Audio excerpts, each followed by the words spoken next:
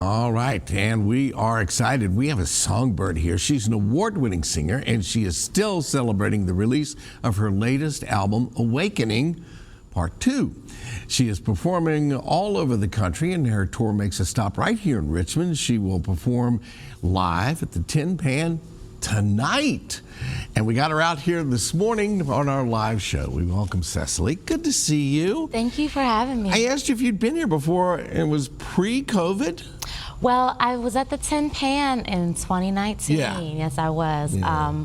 Touring Awakening Part 1 album, actually. Yeah. But I actually was here a few months ago. In October, I performed at the Richmond Night Market, which was really fun. Very, very cool. You, when I first met you, when I came in the studio this morning, I was looking at your bio, and you mentioned a couple of people, and I noted one of them that you said were one of your influences. Yeah. Yeah. Minnie Riperton. Minnie Riperton.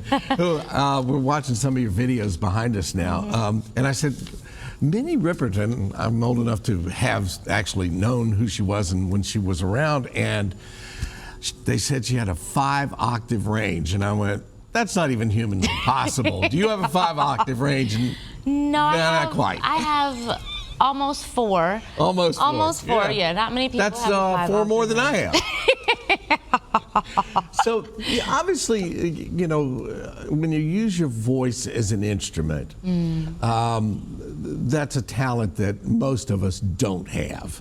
Is this something that you had naturally and you developed, or how's that been going all your life? It's both. It's both. I loved to sing as a kid, but I was shy. I just liked to sing to myself. I just liked the way it felt to sing. Yeah. And then I asked my mom if I could take voice lessons around age 12.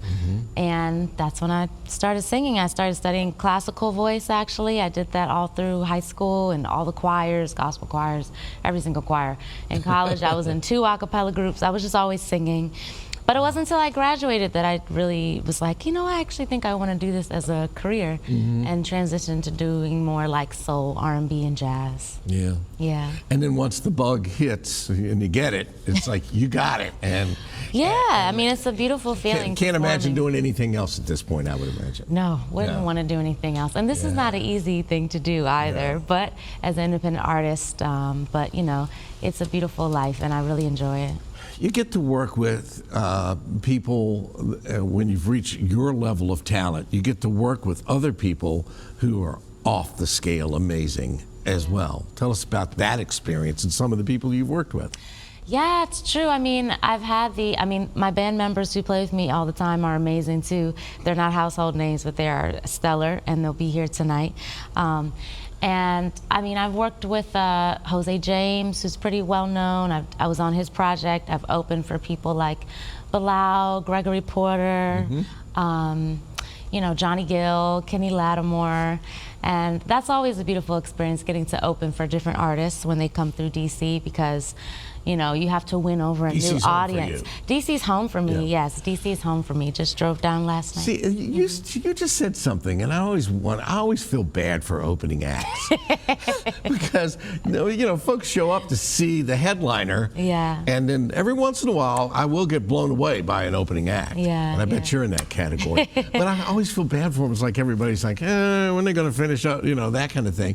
But you have that opportunity to open their eyes and their ears and let them see something. Yeah, I take it as just a really fun challenge. Like, can I win them over from the first note? Like, you know, usually you come on stage and people are like, woo, and by the end, can I get, wow, you know, like. That's great.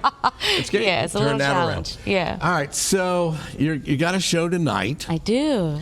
We don't often have musicians in early in the morning that are just raring to go early in the morning. And on top of that, I don't think we've ever, maybe we have, but I don't remember anybody singing a cappella early in the morning. Oh, you know. Could you give us about 20 or 30 seconds of that? I can. So this is one of the songs I'll be doing tonight. This is originally done by Denise Williams, who I also get a lot of comparisons to. This is my favorite song. It's called Free. Okay.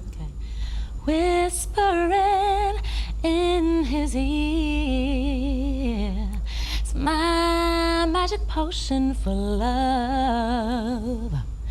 telling him I'm sincere and that there's nothing too good for us, but I got to be free, free, free, and I just got to be me, yeah. Me, me.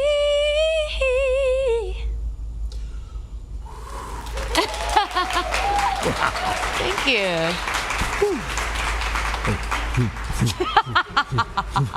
Under my layers of clothes, I got goosebumps, folks.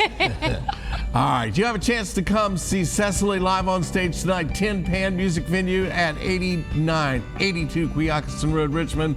Concert starts at 8 p.m. Get there early. For more information, including tickets, just visit our show website. Early this, is it warm in here?